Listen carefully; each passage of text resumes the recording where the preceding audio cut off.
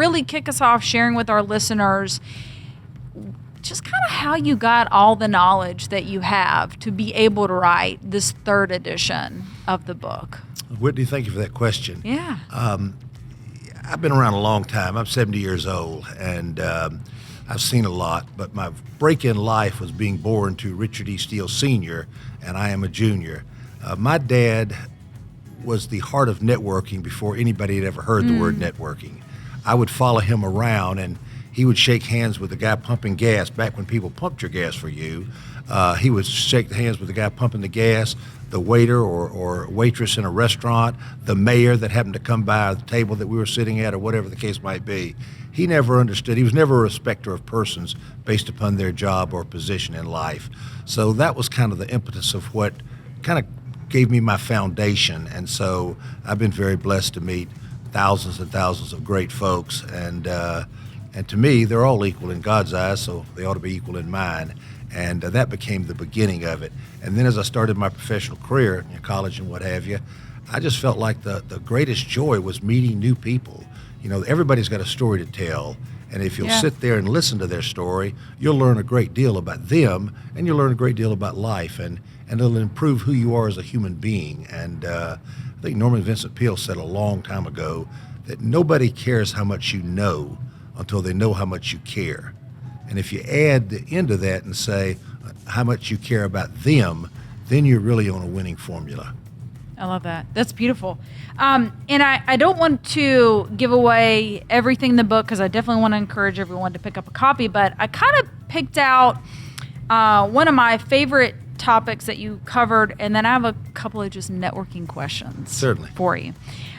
So we'll start with one of my favorite concepts that I came across in the book, and this was going all in.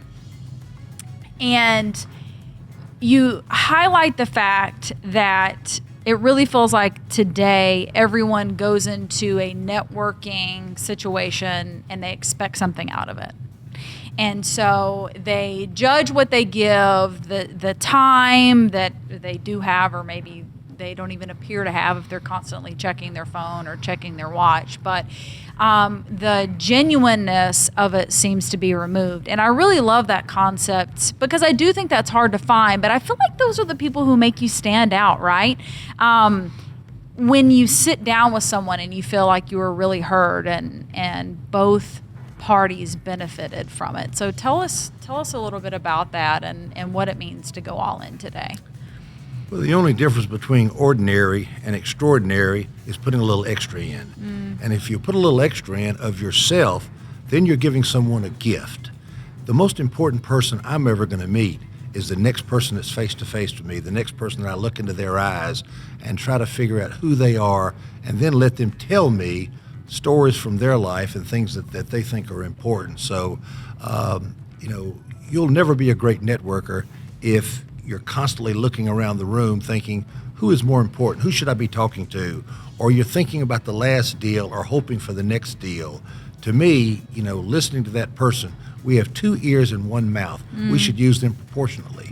So we need to be listening, thinking, and what I wish I was better at was remembering things.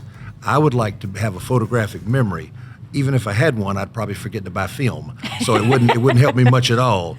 But I try to jot notes. If I speak to someone and get some tidbit or something of interest, I'll try to slip off to the side after we finish our conversation and write it down on the back of a business card or whatever the case might be. But again, being all in to me, and especially as we've come out of COVID has kept us locked down for a long time. Yeah. I felt this way before COVID, but nonetheless, if you're only willing to be there for what you can get out of something, then you're almost always going to be disappointed, because you're there to figure out how you can contribute, how you can add to the party, the conversation, whatever the case might be. So when you're willing to establish a relationship with another human being, you do like the poker players do on television. You push all the chips to the table and say, I am all in. I am here for you.